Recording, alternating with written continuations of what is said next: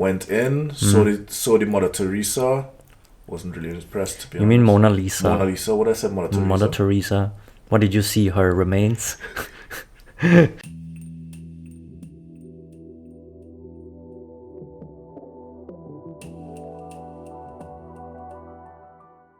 Can you hear me? Come one, come all. Come on, come all. Come on, come all. Welcome one. Welcome many. This is the place of insightful laughs and good conversation. Welcome to Dumplings and Somethings. I'm Daniel, your main chef on mic 1. And to my right, we have my sous chef. Cook number 2, Yukee. Mr. Chai, for you, put some respect on his name. This is a space where we speak about the dumplings in life, and hopefully you learn something. My bad, guys. No, you're doing well. I do well. I'm doing well. How you doing, bro? Good. I saw you brought some dumplings here today. We're gonna start off with dumplings. All right. What is? We go right into it. It's the usual spot, close to my work. I have a question. A Korean store, and you do realize I've been buying Korean dumplings for you, but they're very close. They're very close to Asian dumplings or Chinese dumplings. If you had a preference, what type of dumplings would you prefer to buy? Chinese dumplings? I think we did have that discussion before. I don't remember. Maybe. No, this tastes awfully familiar. So I would say I wouldn't mind some Korean dumplings. But Chinese dumplings, well, I'm a Chinese, so I still think Chinese dumplings are the best. Let's see. Let's check it out. Beef, pork? It's Korean barbecue. Ooh!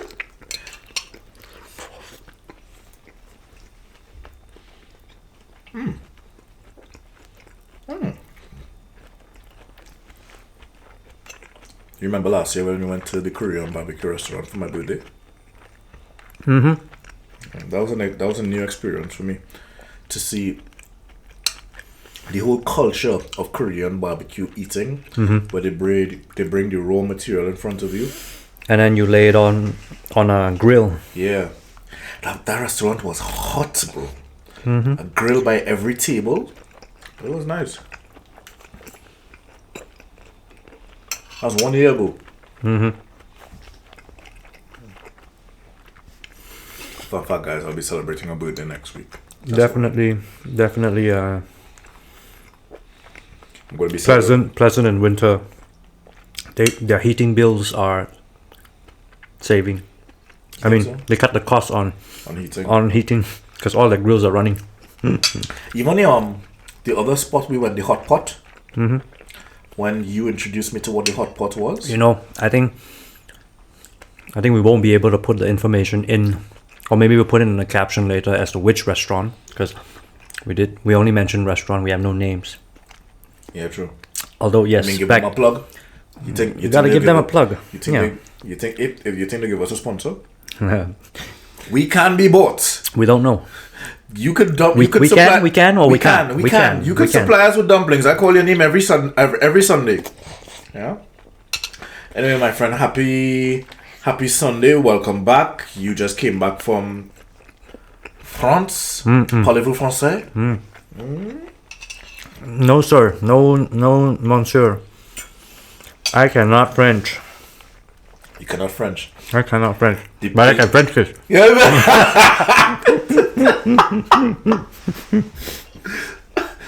Do you think? Why do they call it French kiss? Good question. Because it's like the hamburgers. When they say hamburgers came from Hamburg in Germany. Yeah. Like, is it like French fries? It's not even from France. Mm-hmm. What? Can we go out on a limb to research for the next podcast? French kissing, is it really from France?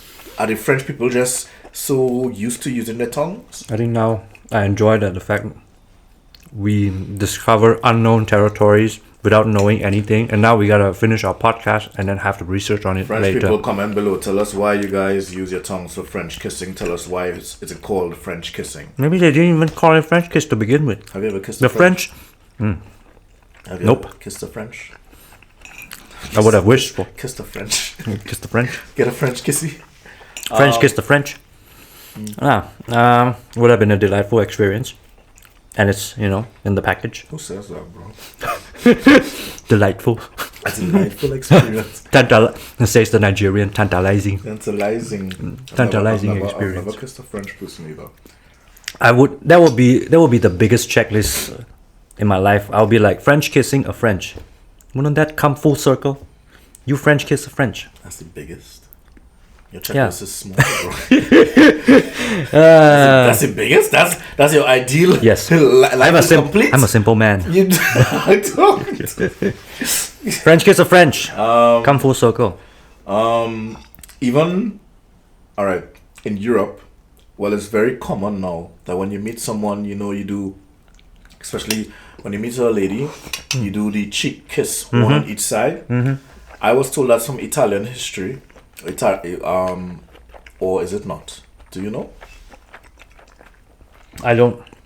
You don't know? Like So the origin stories. Chin. So kiss the chin. Is it romantic expression or is it a romantic gesture, or is it I don't know, friendly, familiar? There's a lot of things that we do in modern time that we just do because we've seen it and we mimic it and we mock it from like correct. Back home we don't even do it.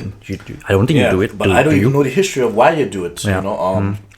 Like for example, I could tell you why people bow in martial arts spaces. That's out of respect. I could tell you, but the two kisses on the cheek, I don't know why.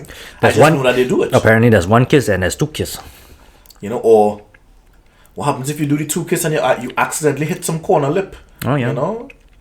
It's a different kind of situation. Accidentally hit the corner lip, then you better be hope that she has some interest. Or she's just gonna leave with a smile, extra smile. Maybe. All right. So since we're talking about French kisses, we went on French kissing for too long. Tell me about the French ladies in France. So excuse me. The French ladies. With all due respect.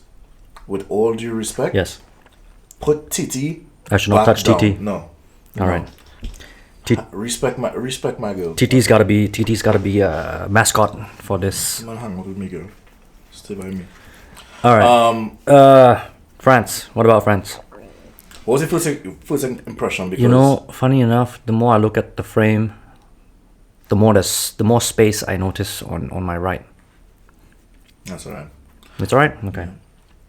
First impression, immediately, as soon as you came off the plane, I was already first thing that went through your mind. I was given mental images already, so ooh, that's a nice way to start. Mental image. Your expectation and your first impression. Expectations.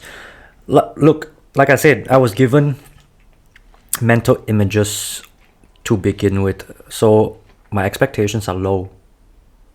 My expectations were never high. Really? Because like I told you, I have friends that lived in Paris and they tell me I should not be putting my hopes too high. Oh, you dirtied your shirt. It shouldn't be too bad on the camera. It'll be alright. Sorry guys. Got a little stain. Yeah.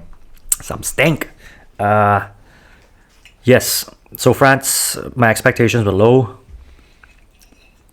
And I know, or rather I expect what I'm going to see. Why would they low? Because I was told.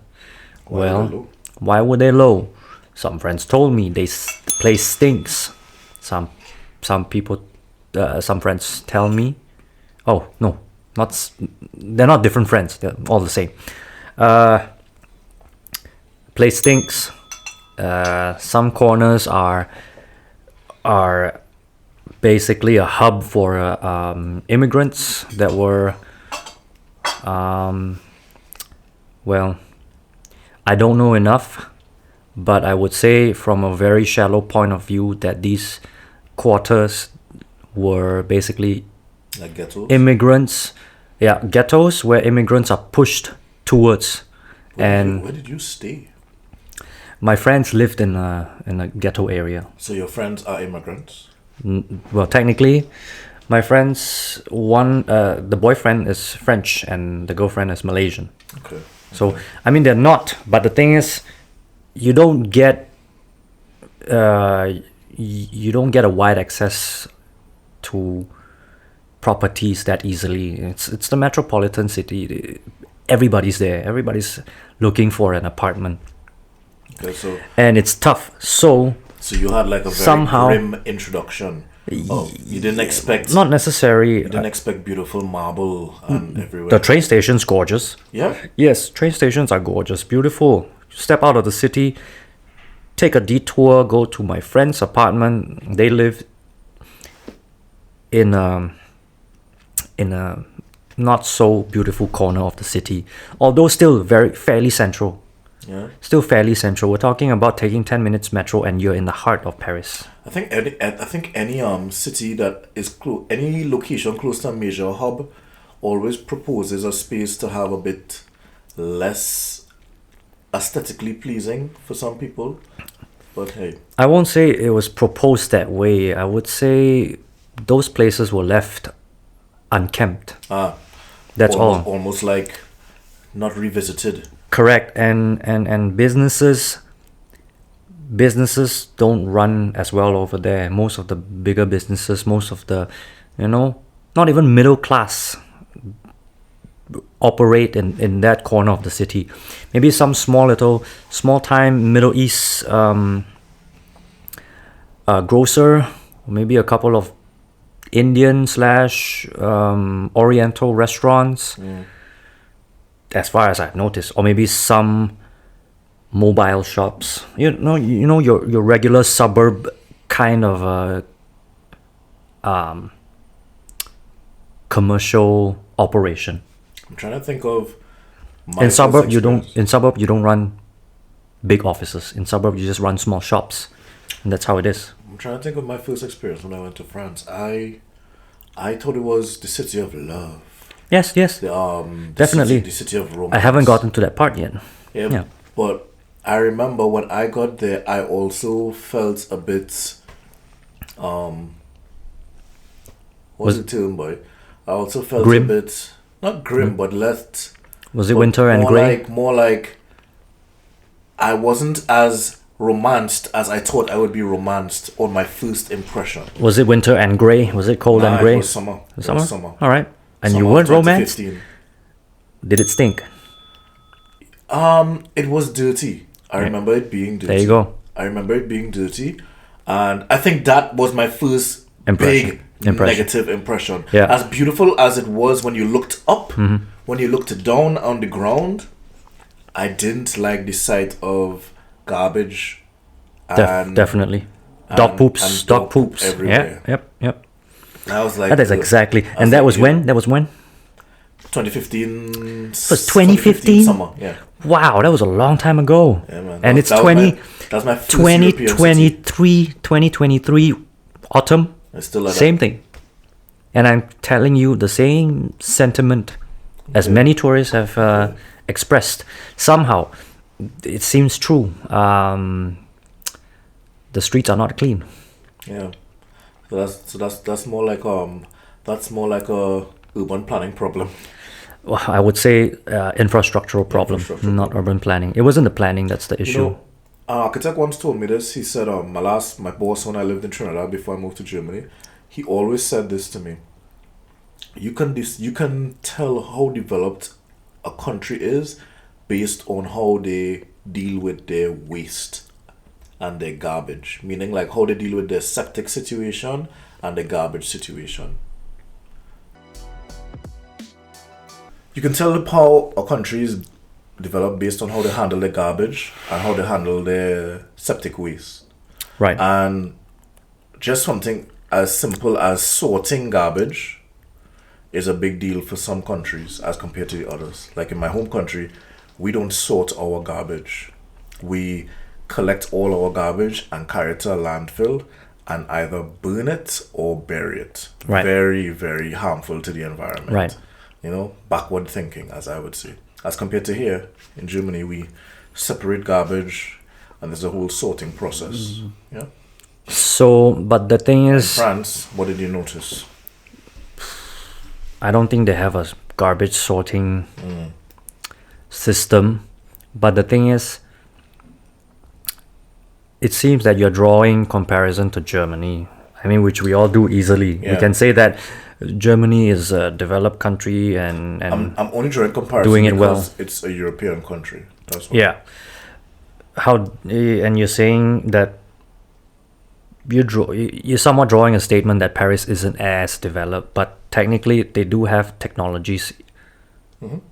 They're a European country. They once prospered, Don't and get me wrong. I know the French Empire. They have development.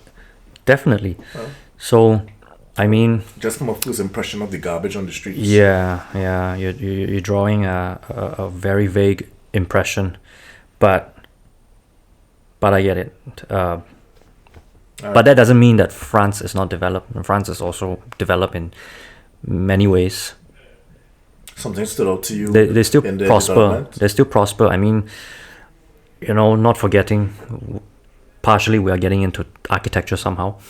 The Eiffel Tower, the architect himself, Gustav Eiffel. Gustav Eiffel. Gustav Eiffel was an architect.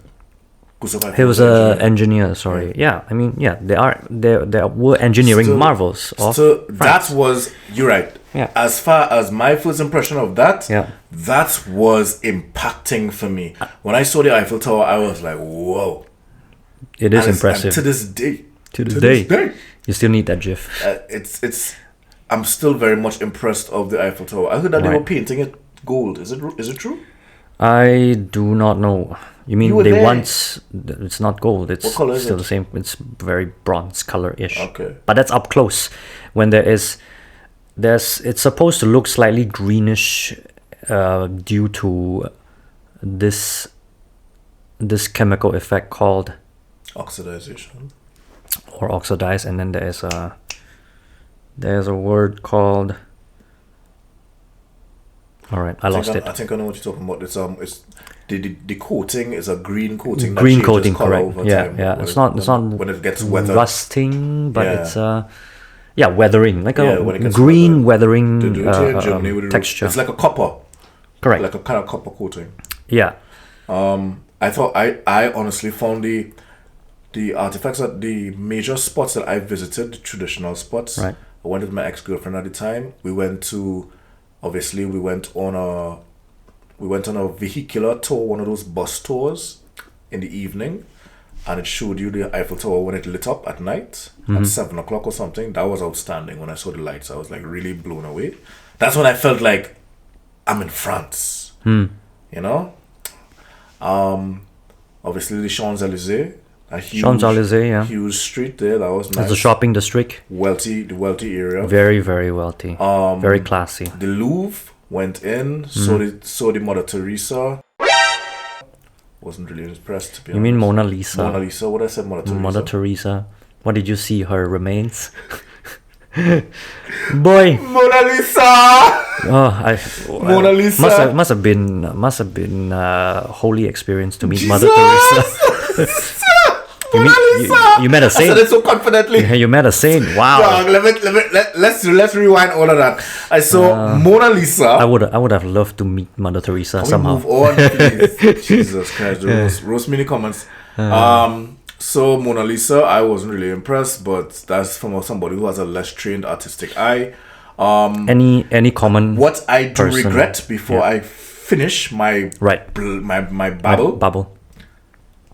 I regret not going into the Notre Dame Notre Dame, right? because the line was so long, and that was before Before the fire. the fire, yeah. And now I'm like, damn it. Could have. Shoulda, woulda, coulda. woulda, But I coulda. saw the line and I was like, I don't know about you, but Yeah. lines turn me off. Well, now coming 8 years after, wait, 2015 was it? Yeah, 8 years after, I did the exact opposite of you. I wanted to go to Notre Dame, but due to the fire, can't visit it. Still? Went into still under construction. Isn't there a certain part of it's like open to the public?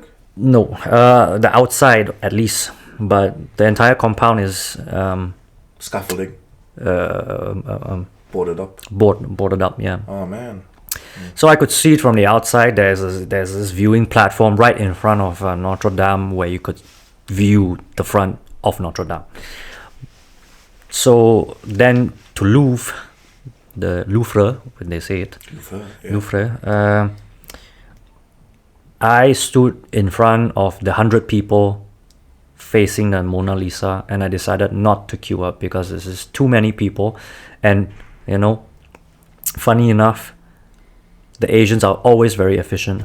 I see some Asian aunties standing right behind the crowd with their binoculars looking at the painting. With the binoculars? Yeah, they were just having these tiny binoculars. Respectfully. Hilarious. How high was she to see through the, like, I'm thinking an Asian auntie short. She's maybe about 5 foot tall. Okay. But the thing is, the further you stand, the easier you could view. Your horizon is lower. So she was like she wouldn't want to squeeze through the crowd. All these newbies. Look at this professionals. So she stood right next to me with a binocular, inspecting the painting. Somehow I didn't ask her. That was kind of funky, bro. I didn't ask the auntie. A picture of that, bro. I didn't ask the auntie. Hey, what are you seeing? I don't know what kind of Asian, but I too decided that the queue is too damn long, and I didn't queue. I mean, it's a tiny painting in a wall. I have so much more respect for the Louvre. Right. And now, when I go back to Paris, right, I need to dedicate at least 2 days to the Louvre. Oh, for sure. You can't do the Louvre. You can't do everything in a day. No. You could be there and be lost in history for hours, even if you're not a history bum. Just the sights. Just the sight, the spaces, the sculptures, the paintings. When I went in, we just did a quick woo to take a picture, and then we dipped. Wow. Yeah. All that for 17 euros? Well, or maybe 15. Because I paid 17 to get in. I can't remember how much I paid in 2015. But I was hoping to squeeze everything out of that 17 euros. But boy, then I would honestly say you need at least 3 days, especially if you're the type of person. Then my last question. Yeah. What type of museum person are you? Are you 3 options? 1, I'm not. Clearly, I'm not. I spent an entire day. Walk around, take a few pictures at the different attractions that you know from like general knowledge. Right. 2, you go to every individual thing that you like and you read what is there in info. Right. Or 3, you take the museum tour where somebody who's a worker at the establishment gives a tour and explains about. No, I don't take the tour. Usually, I'll just inspect everything myself. I'm a tour person, bro. I don't have the time to go and read everything. Because tours, tell me. I mean, they might be able to tell you everything in one speech, but you know, sometimes you don't pay attention to the speeches anyway. You're looking at the exhibits. I can't focus both. One thing I'm looking at the artifact, and then next thing you know, the tour is already 10 steps ahead. I don't have time. I like to look more than I listen. New tours, like if you for example, just tangenting a little bit, if you do when I went to the Arsenal football stadium in London, and I did the Arsenal tour, right, they just give you a pre-recorded device that has a type of sensor when you're at different spots, and it tells you audio guided tour. Guided tours. Okay, that works. Yeah, that was funky. So that means you do it at your own pace, Correct. So you can look at the artifacts. But that would still end up being taking long. That would end up taking long anyway. That is still the same thing as you viewing the artifacts yourself. And reading it and correct. And this time I did not take the audio guided tour. Right, I did not take any device with me. Just went in and view everything myself. All right. So draw the plan. What went on? What happened? It took about 7 hours. The day. Yeah. It took an entire day. I woke up maybe 9. Go to have French breakfast. Try to have some croissant, some croissant, some pain au chocolat. Was it good? It's pain au chocolat. Pain au chocolat is basically just bread and chocolate. I'm talking about the croissants, right? Oh, the croissants are good. Yeah. Definitely unbeatable. As much as I try to defend German bakery, the croissants, the sweet pastries in France, or in Paris particularly, are good. Macarons I haven't tried yet. Not a big fan. But there's something called again, I'm losing words. There's this stick, eclair. Eclairs are delicious. I think I've seen it on like Eclairs, they're basically some of like these a stick, Instagram reels. a stick of a crunchy, like crunchy on the outside, soft on the inside, with fillings, Sounds like me. with filled like delicious. Well, at least I had a caramel, so it that was a sound like me. caramel filled eclair.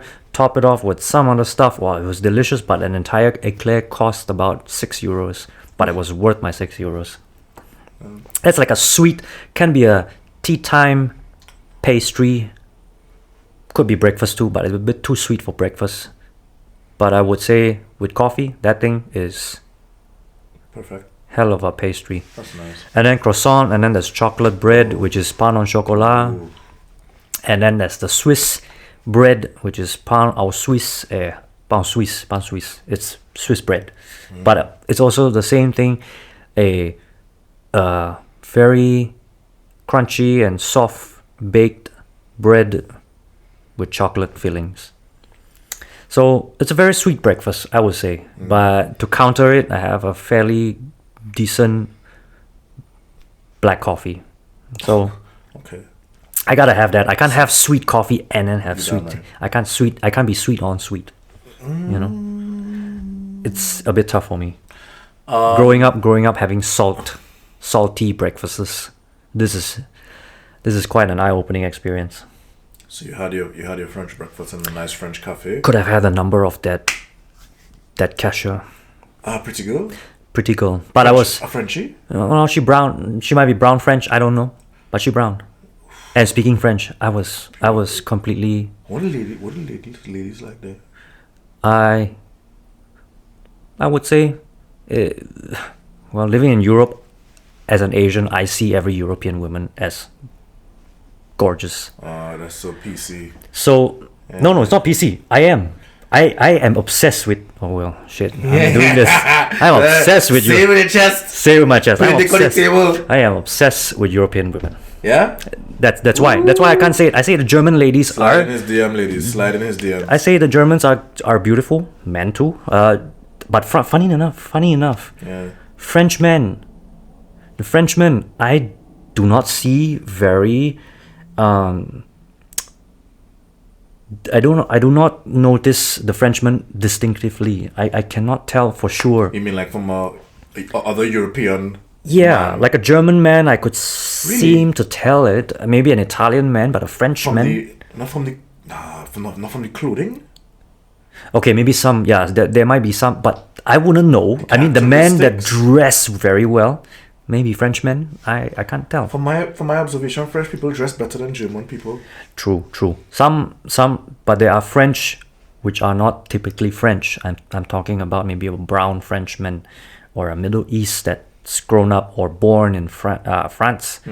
But the thing that I'm trying to say is the typical French, the white Frenchman, I can't tell. Really? And there were more diversity, there were more mixes on the streets than more than I would like to notice.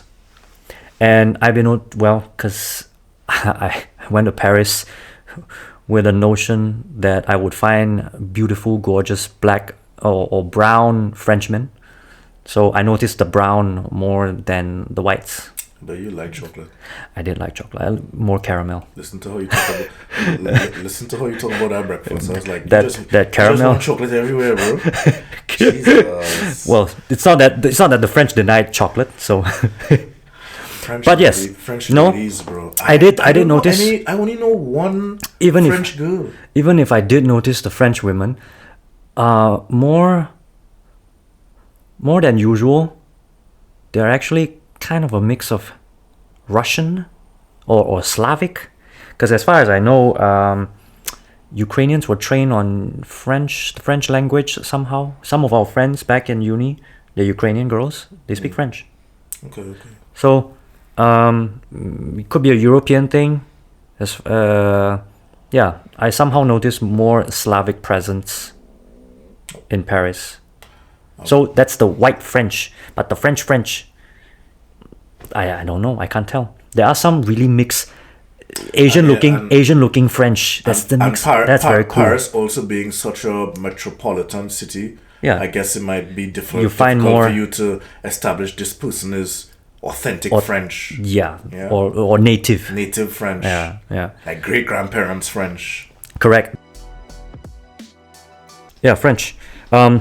Again, back to the French language. Ladies, we could come to that later. Kisses to the ladies. Chocolates, Louvres. The French language. I do notice that there are more diverse.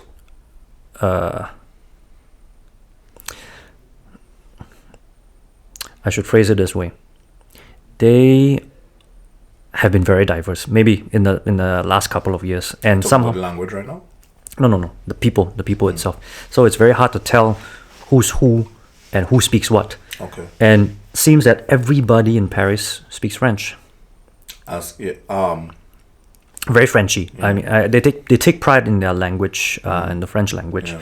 And It's kind of like, sorry. yeah, It's kind of like England. Like everybody in England speaks English. You can't go England and survive without speaking English. for sure. You know, you could come to Germany. I think they can and survive. they can easily take pride because the entire world speaks English. Yeah, but you could come to Germany and survive and not speak German.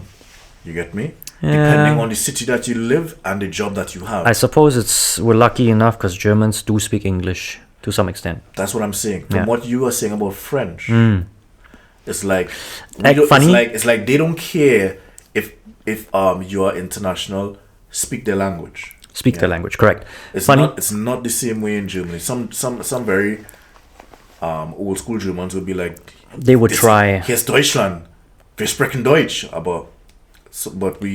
but not everyone speaks German. Prideful, you know? yeah. In French, in Paris, is the same thing. They also take pride. They would speak to you in French. As long you don't admit that you can't speak French, they will speak to you in French. They will continue to speak to you in French until you stop them and say, "Look, I speak English. I can't speak French," and then they would swap it back. Otherwise, they will continue to go on. They would treat you as somebody who speaks French. Were they reluctant to break and go into another language?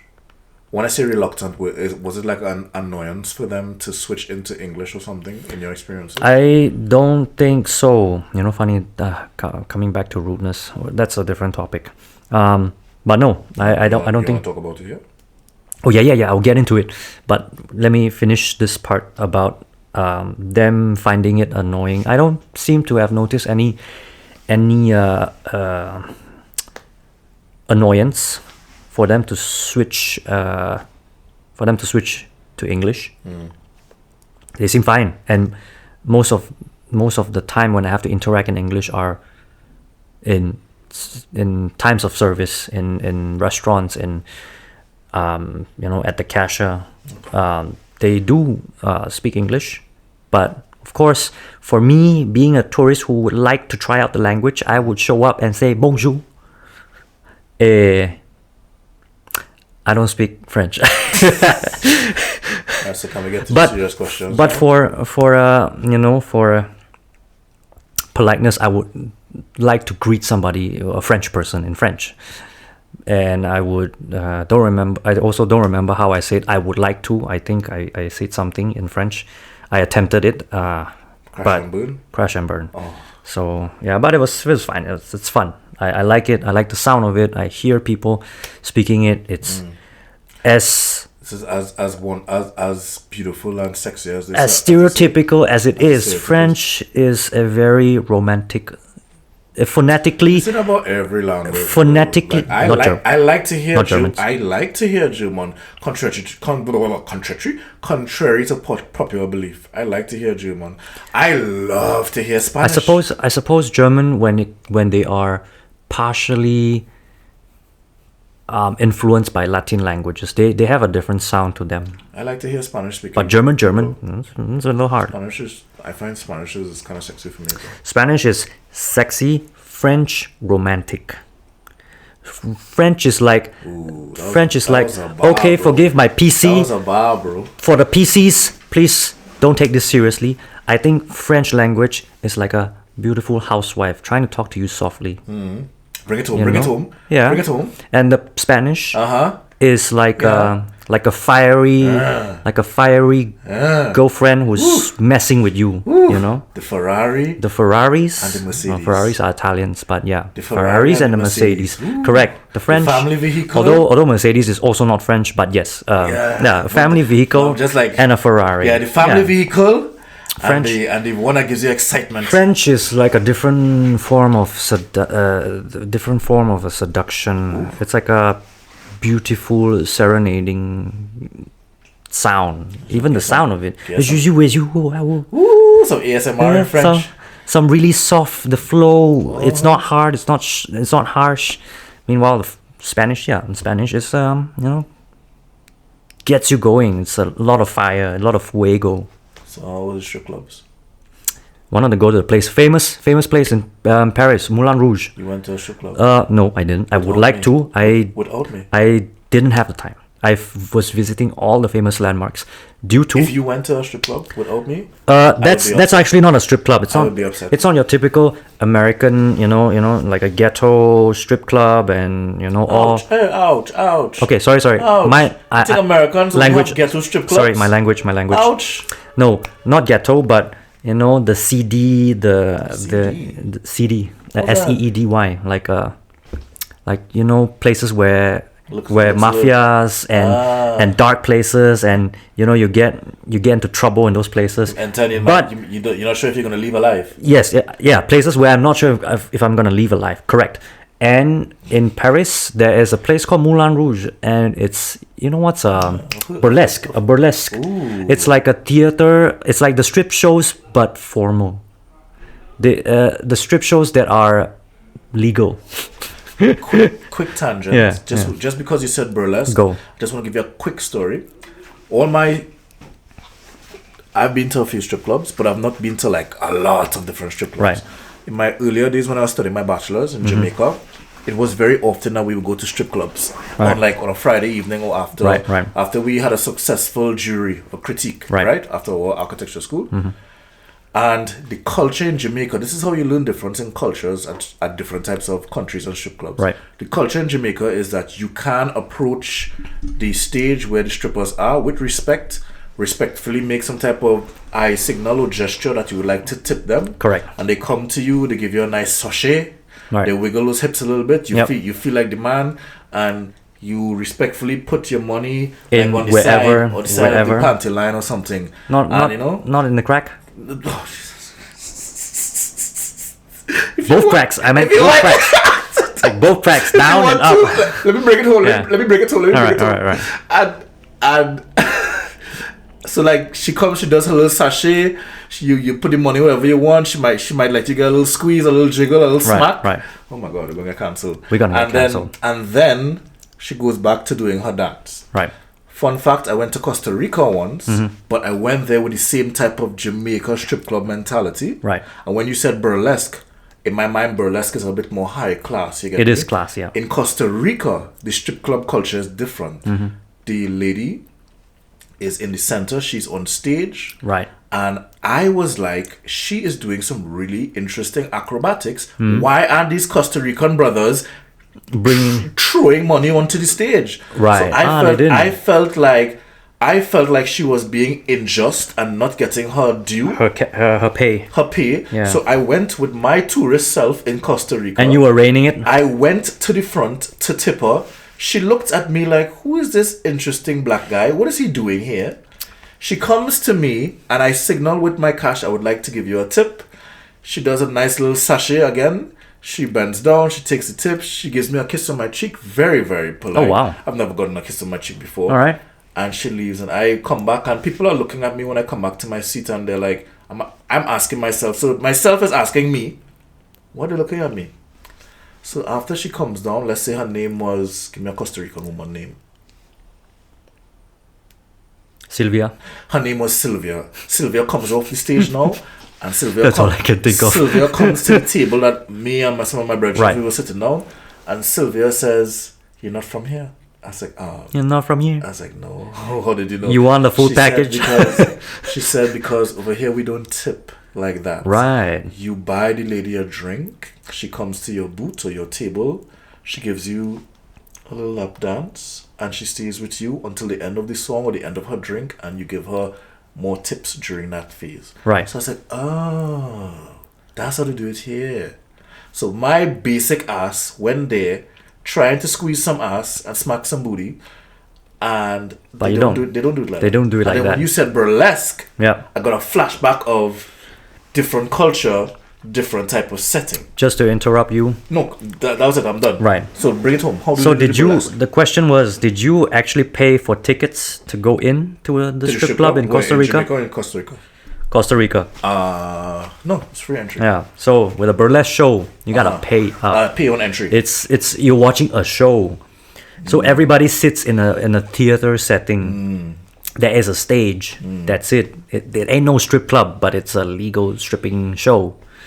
So a burlesque show usually costs about 80 to 120 euros. Oh, it's up there. It's up there. And Moulin Rouge being Technically, it's the same amount I would spend if I went to it's a concert. strip It's a, club. Yeah. or yeah. Yeah, if like Yeah. it's just You would have rain on them and give some get some squeeze. But in this case, you don't get squeeze. Yeah. No squeeze for you. no squeeze for you. Yeah. But Looky, the thing is with normal strip clubs, it's a regular stripping. But then with a burlesque show, they put on a show, like a Yeah. show. It's elegant. The settings, the costumes, Ooh, I wanna go. the lightings, I wanna go. everything We is should up go. there. We should check out a burlesque. There show. was a very famous burlesque dancer. Her name is Dita Von Teese. I hope she gets this somewhere. Dita Von Teese has acted in some series in the past, and she's one of the most gorgeous looking. And I think she only runs a one-person show, so I'm not very certain. I wanted to catch her last year in Berlin, didn't have the chance to due to circumstances. I don't know when she's doing her Euro tour again. Oh my God, she's gorgeous. She is gorgeous. She looks like a. Wow. She looks. Do you know how old she is? How old is she? I think she's nearly 50. Jesus. But she's looking like a vampire. She doesn't age. And she going like. She starts there fully clothed and ends her show almost next to nothing. Almost next to nothing. Yes. Next time she's in Berlin, we should go. But she be stripping on a martini glass, like a human-sized martini glass, and she's bathing in the martini glass. My goodness. The show is. I like cocktails. The show is off the top. I would say that is a real show. It's not stripping. It's more than a stripping. Yeah. We should go. So that's burlesque. We Burlesque. should go to a burlesque show. Again, we can go into the deep history of burlesque, but I don't think we have the time. Yeah, but yes, we actually don't have the time. Moulin Rouge is a famous place in history. For what? I don't remember. I only remember my parents bought a movie. Back then, it was a movie acted by Nicole Kidman and somebody else. I think Tom Cruise? No, don't quite remember. Nicole Kidman was in the show Moulin Rouge. It was a famous American movie. I think I lost the CD already. It's probably, I don't know, 20 years old. And yeah, I think I should watch it again. You should watch it too.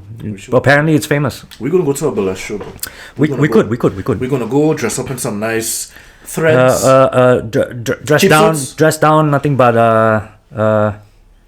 nothing but Buttercream. dead animal. Put a dead animal Put on you. a dead animal on him. What size is the waist? Let's go into it.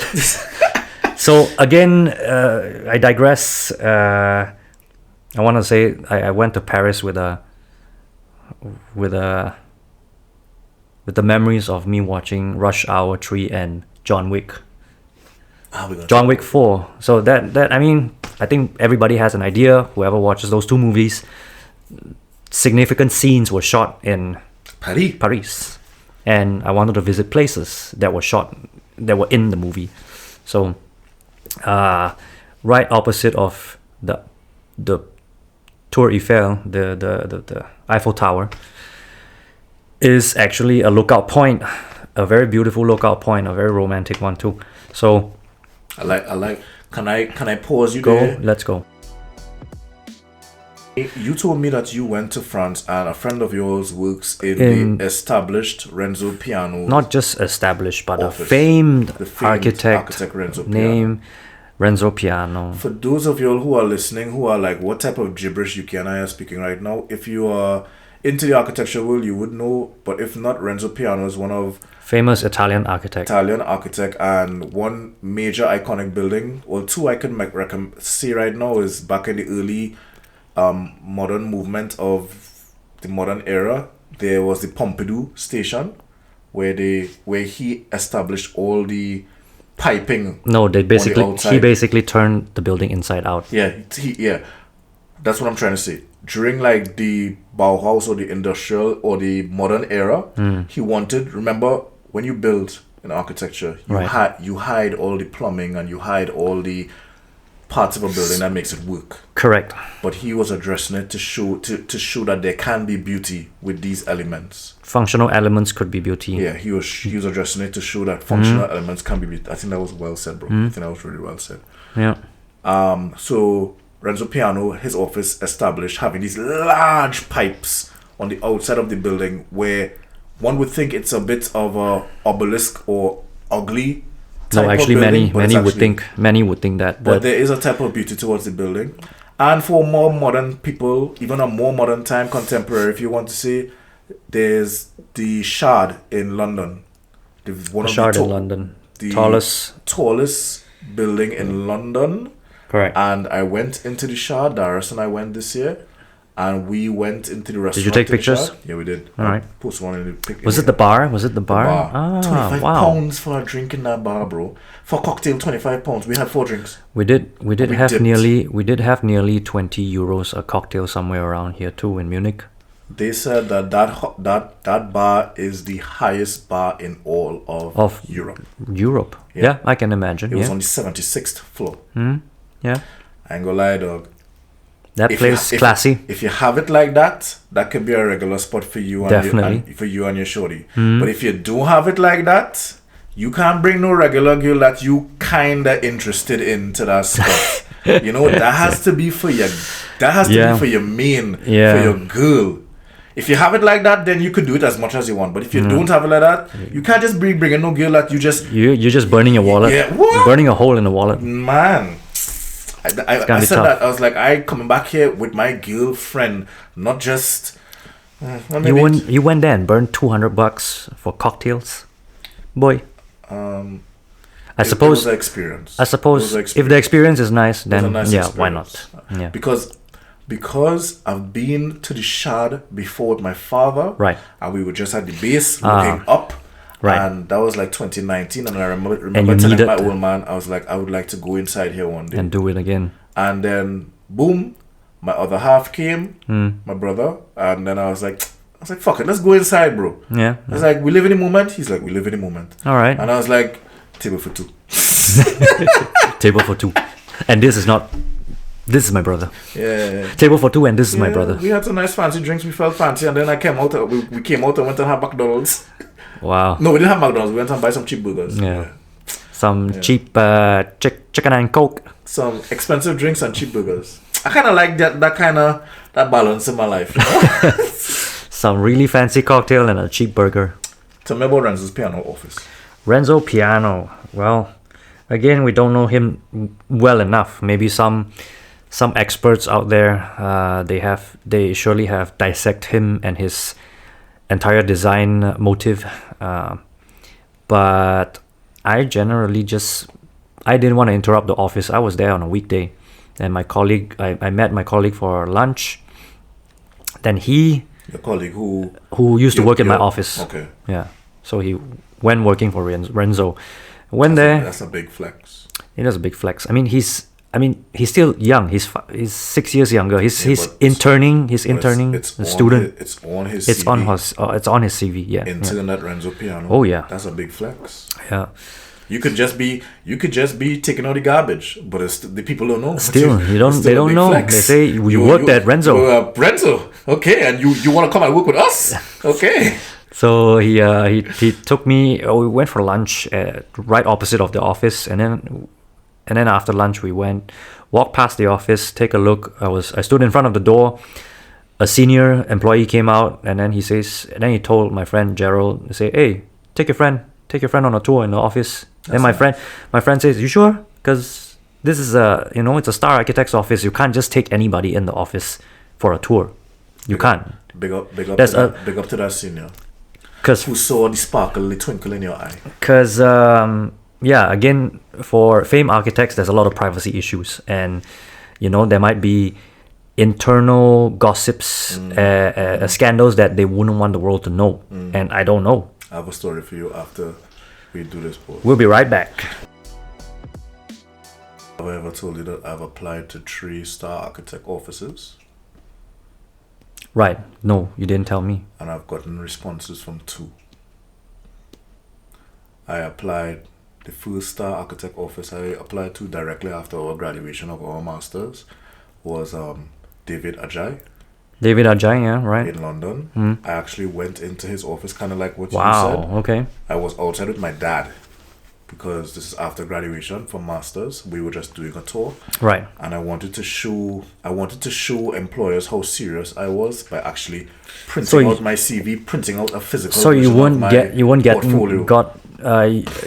getting an invitation. You were just spontaneously showing up at his office. Put my dick on the table and I went straight to the door and I was like, "Excuse me, may I speak to the HR manager, please?" And if they had and people are kind. Right. If people have usually they want to be kind. If they have 5 minutes, they will entertain what you have to say. Correct. So I was dressed presentable and I came with a portfolio and a CV and I left it at David Ajay. Right. And I got an interview. Oh. All right. I got they messaged me the same evening. I remember stopping, walking, and looking at my phone and being like, on the same day? Same day in the evening. Okay. And I told them when I'll be back in Germany after my little London visit. And I had an online interview. Okay. And they were like more interested in someone who's a bit more experienced, looking for like who's into designing for amphitheaters. Right. So it was specific. Yeah. Task specific. It never worked out. That was 2019. I don't know what's going to happen if I apply to them again. But anyway.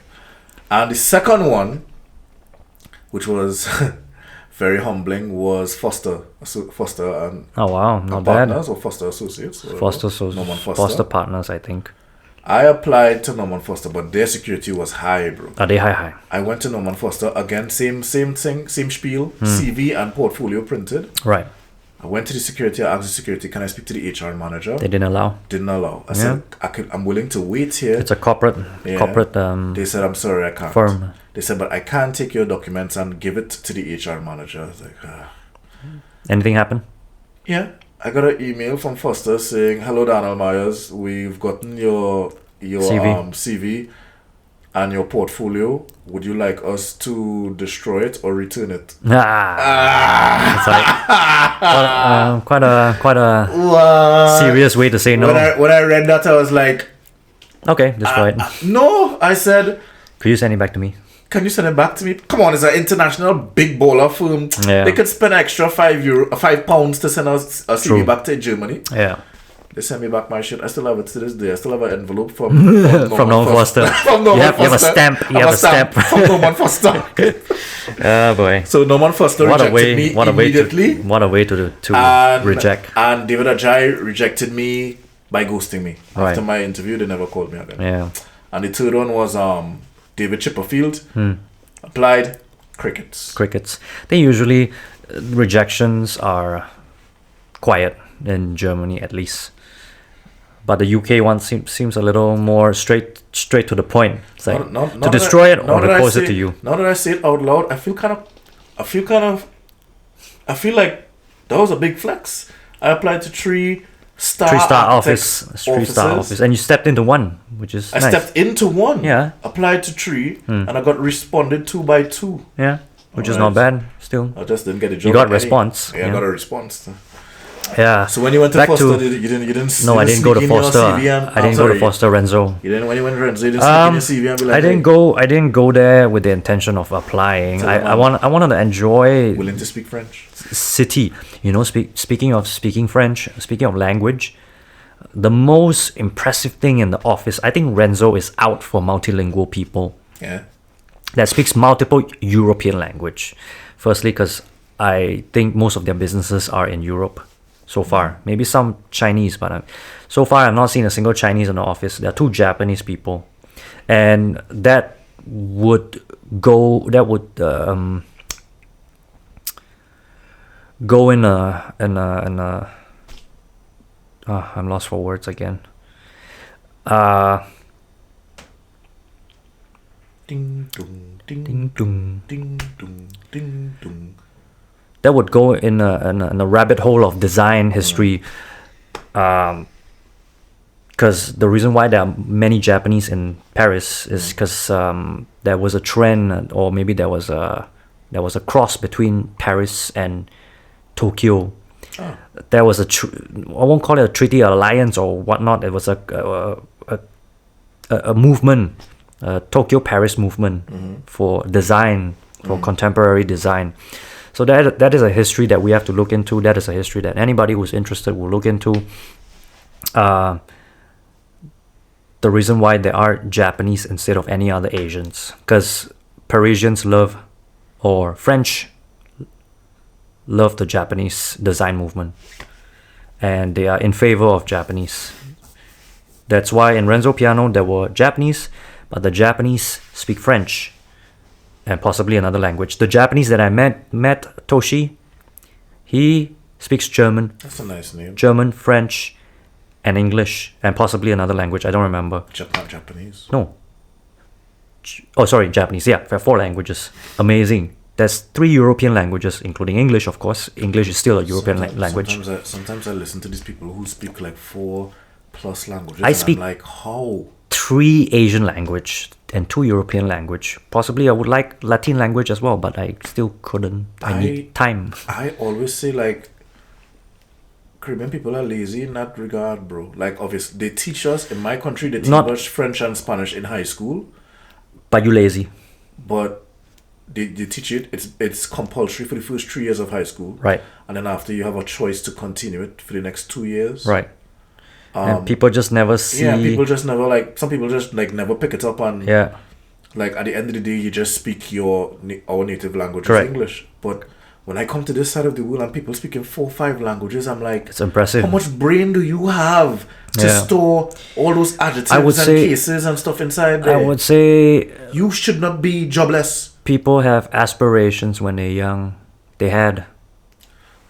Maybe. It's just really. I mean, you given the possibility to learn 2 European languages, 2 other than English, is already impressive. I grew up given the chance to learn only English. Not true. You told me you went to international school. Correct.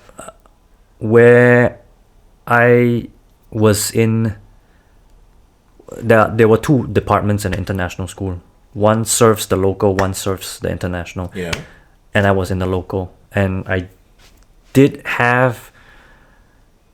But they taught you English in the international English, school. Correct. Yeah, English. But they weren't highlighting the European languages as much as well. It was kind of outside of English. Yeah, outside of English. It was very obscured. They weren't emphasizing it, so we wouldn't. I thought French and Spanish was like everyone does. I didn't take notice of it. It wasn't a big part of academia, so maybe there weren't enough teachers for it. Nah, you could always find teachers for but each language. Of course, I was not moved. Yeah. I was not moved to learn the European language. Very true. Yeah. Neither was I. Not until university that I decided. The only person that tried to get us to be motivated to move towards learning languages were in high school our language teachers. Correct. And they only had 3 years in my country, 3 years, 3 mandatory years to try to persuade you to continue learning the language. Because after 3rd form, you can drop it or continue it. Correct. And I continued Spanish. I dropped French. And look how time has unfolded. Now I'm in Europe. And you only speak German. Well, I speak German and English now. Yeah. But I wish the Latin language. I wish Spanish was like easy for me. You know, that would be outstanding. I would be content with those 3 languages in my arsenal. Although you did Spanish in school, but you didn't practice. You never used it. That's decades ago, doggy. Even so, it would still carry you. I still don't get me wrong. I still know basic stuff. But and if you drop me in like the middle of a Spanish speaking city, you can survive. I could survive to buy something and to maybe get some directions. But like to have a general conversation, nah. Like how I could speak German, nah, no. Yeah. But yes, Spanish is gonna come back on the list. Back to the point of Renzo's office, they were mostly multilingual. Everybody speaks 3 European languages, 2 to 3 at least. Fancy. So it's very impressive. My Indonesian colleague, he's Indonesian. The colleague of mine is Indonesian, who speaks Italian, French, English, German. 4 of the most powerful language in Europe. He speaks all of that fluently. I won't say fluently, but yeah, he's able to communicate. Who's the director of this office? Renzo? No. Yes. Yeah, the founder. Sorry, the director. No, I don't know. Yeah. Didn't get to shake hands. Met the colleagues though. Very nice. And you couldn't take any pictures. Nope. I respect the office privacy as well. Okay. And did you ask if you could take pictures, or they were like, please don't take any pictures? Yeah, they say it before. Then I say I was mentally prepared already. I know. They told me that. I know. Corporate offices will not allow you to. They told me that at Agile as well. Especially in the days in the days of ease of access to people's privacy. Still running. Oh, but battery's running low. Battery's about to die. God damn it. Sorry, I didn't mean God, but yes. Do we close? I think we gotta come to a closing. But yes, we come to a point of multilingual. Yeah, that's basically it. Renzo Piano is impressive in ways of his operation, his work, his design. That could be a whole topic to go into, but hey, to each of their own. Everybody has their own favorite famed architect. I personally just get to step into one, and I find the office beautiful, and the people are also beautiful. Well, I think he only hires beautiful people for some reason. We're gonna close. Gorgeous. I think in closing, guys, if you go into a foreign country, find if you really don't know what type of thing you want to do when you go to a foreign country, whatever films you've seen about that country, go to those same spots and then build from there. Definitely, Yukee and I will go to France again together this time. Olympics happening next year, July. Maybe we might go, maybe we might not go. I don't know. It's gonna be so hard to get there. We'll find out. We go to a burlesque show, and don't forget, guys, always tip your strippers. We out. We out.